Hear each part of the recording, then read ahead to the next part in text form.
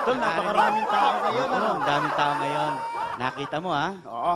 Saya-saya nila. Bakit parang nawawala ka? Hindi talagang gano'n. Siyempre, alam mo na tayo, may edad na eh. Kung ano-ano niisip mo kasi. Tumigil ka na dyan.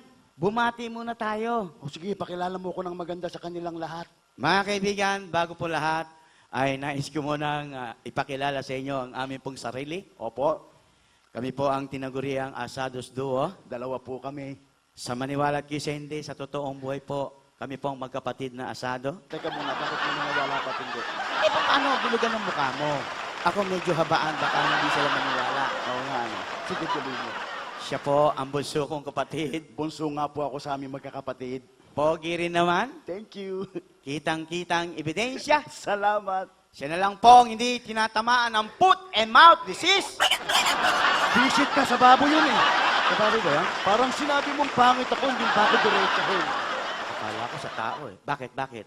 Guwapo ka ba? Eh bakit? Ikaw lang naman nagsasabing pangit ako, bakit hindi sila tanungin natin? Pag sila nagsabing pangit ako, maniniwala pa ako, tanga. Pambira ka, tatanungin ko pa isa-isa yun eh. Tatagal lang tayo. Abay, kung gusto mo, dahil na sa palakpakan eh.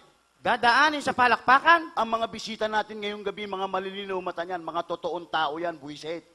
Tignan natin kung anong malakas, kung guwapo o pangit. Ho! Sa pamamagitan ng palakpak. Ho! Okay, sige. Testingin mo. Tignan natin kung may papalakpak. Sige. Mga kaibigan, nasa sa inyo pong mga kamayang ikagaganda kong lalaki. Yung pong naniniwala maganda akong lalaki, palakpak naman dyan, sabay-sabay lang, don't be shy.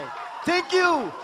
Nakita mo, naglalakasan ng kanilang mga palakpakan, mga malilino mata. Hindi kagaya mo, malabo na mata mo, sinungaling ka pa, tarantado.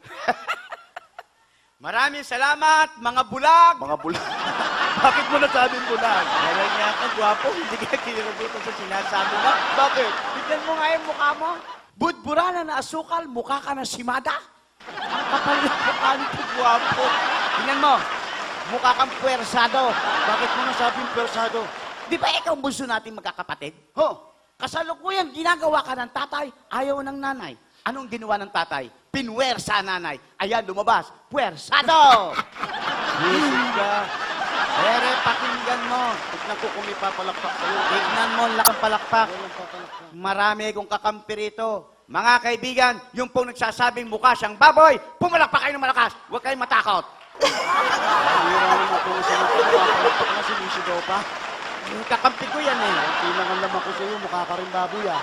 Loko-loko, ikaw lang ang baboy rito. Hoy, namin ko mukha kong baboy. Umami na po mga kaibigan. Kundi naman dito sa mukhang baboy nito, wala kang racket na ganito, tanga. Oo, bakit ka ganyan magsalita? Pinipersonal mo ko sa karamihan ng tao, nakakahiya ka, kapatid mo ko, hindi mo na ako ginalang.